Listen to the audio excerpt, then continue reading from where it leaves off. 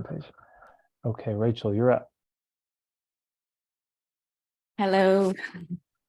Hi from New Zealand. Oh, hey there. From Ireland originally, but living over in New Zealand.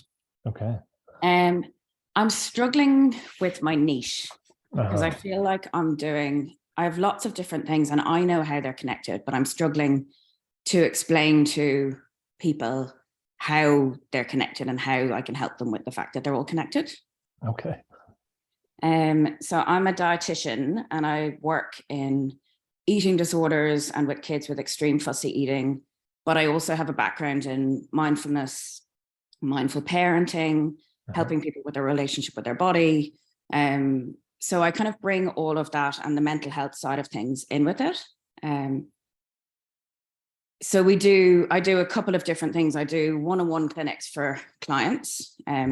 Usually I either see people with binge eating disorder or their children and helping with the children's relationship with food. Or we do workshops for schools and early childhood centers around positive parenting, your relationship with food and your body. And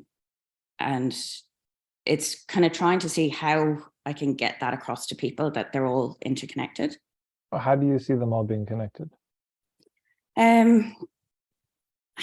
Like if you've got a child that's struggling with their relationship with their body, how you parent them has an effect. So kind of your ability to manage your own emotions, to deal with your own anxiety that's coming up, will interact with where the child's at, because they're a barometer for your emotions. So they'll be picking up on how you're feeling.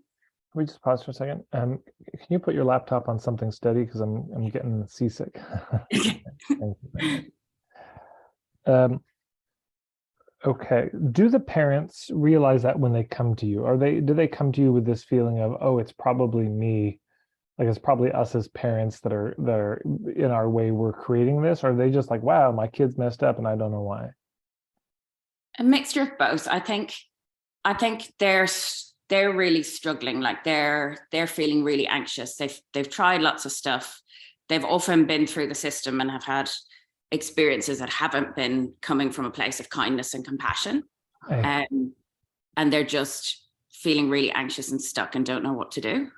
And I think that's where what I feel is what I do is different, is it's coming from a real place of kindness and self-compassion to meet them where they're at.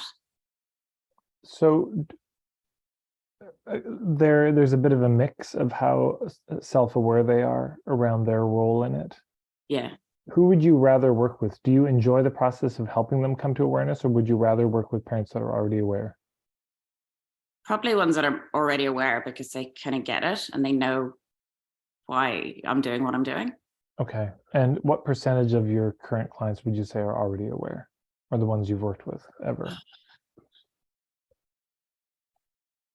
Maybe 20. And I get a mix because I work in different areas. So I get a mix of where I get my clients from. I contract to another clinic. So sometimes they're coming at me from somewhere else. Yeah. What percentage would you say are very resistant to that idea, that when you sort of lift that up, that they say, wow, why are you blaming me, and get defensive? Very few, like maybe 1%, 2%. So do you find that once you lift it up, there's a kind of like, oh yeah, I can see that. That makes sense. They kind of see, okay. Yeah. And I think that's the aha moment for them. It's like, because I put it across in such a way that's really compassionate, that it's like, it's not your fault. We come from where we've learned and what we've experienced. And okay.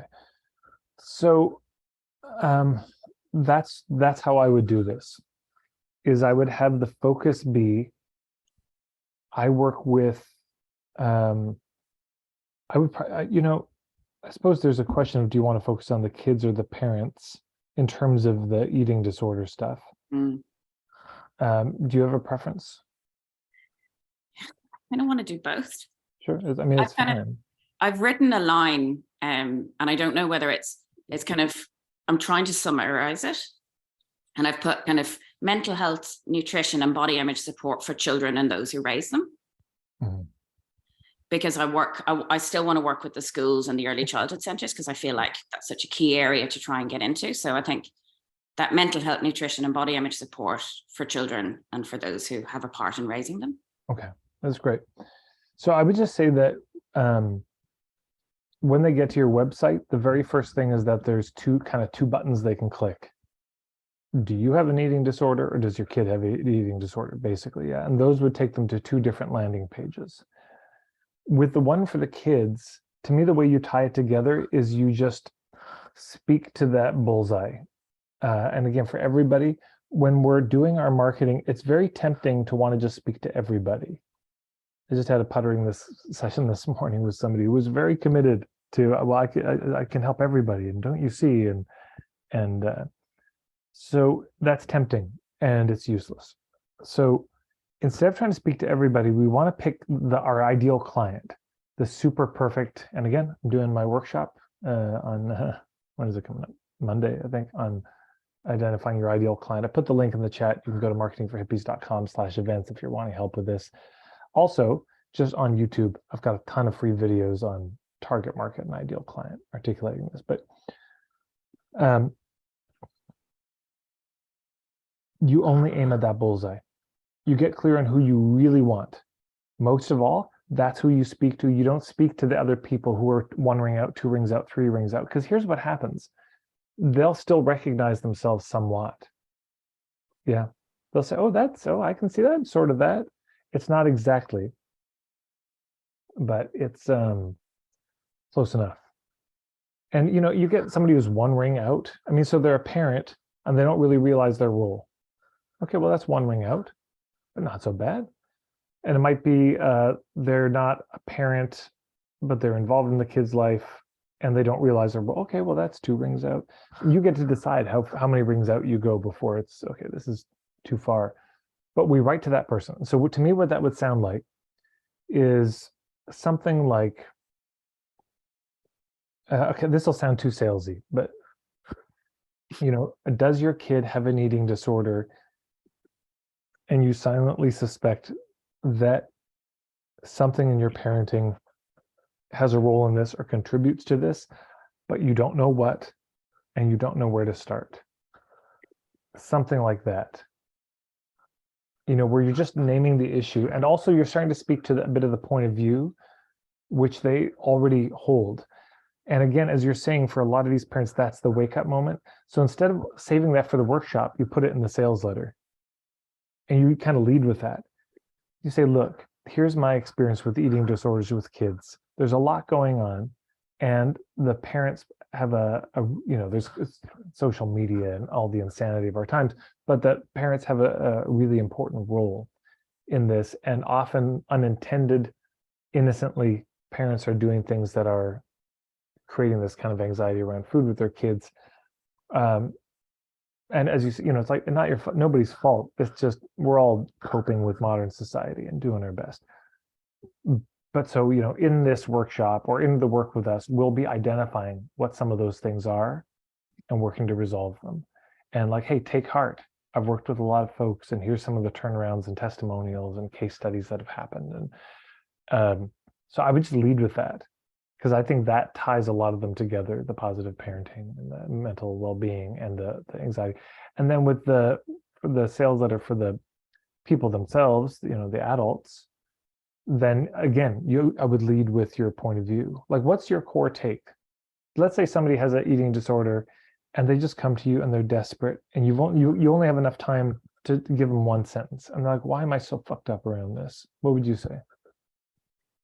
Oh. It's not your fault. We live in a society that has a really warped view on bodies, and it distorts our relationship with food. Great. Okay. And if they say, okay, now what do I do? And you only have 1 sentence, like what do I need to focus on? What do I need to do to deal with the societal influences? Stopping the restriction and trying to diet and getting away from dieting and healing your relationship with food. Okay. So instead of focusing on restriction and limits and control, focus on healing instead. Yeah. So healing versus control as the kind of core message. Yeah. Beautiful. So that goes connection with your body. So it's tuning inwards as opposed to looking outwards. Beautiful. Okay, right. So inward healing versus an outward kind of control and Beautiful. So then that goes in the sales letter. This is so important. The establishing relevance in a sales letter is something, it's very tiny. It's a headline. It's maybe a first few opening paragraphs, but that's about it. Then we want to get to the point of view right away. Because people come to us and they're like, God, I'm so messed up and I don't know why. So we don't need to belabor the messed upness, just enough that they say, oh, you get it. And then we say, okay, here's my take on why. Yeah. So those are my thoughts. That's really helpful. Thank you. Hey, you're welcome. I have an image that I've kind of put. Oh yeah. Where it connects. Is it okay to share just quickly? Yeah, let's take a gander 1 second.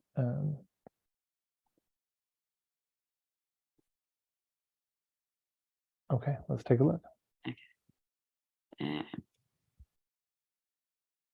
And I'm not sure if this is, I was thinking of putting something like this on my website that kind of shows how connected it all is.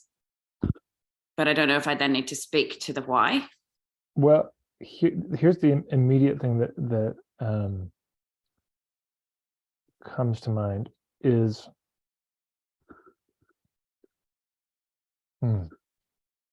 I almost wonder if you might want to have two different images for the ones dealing with it versus the kids, the parents.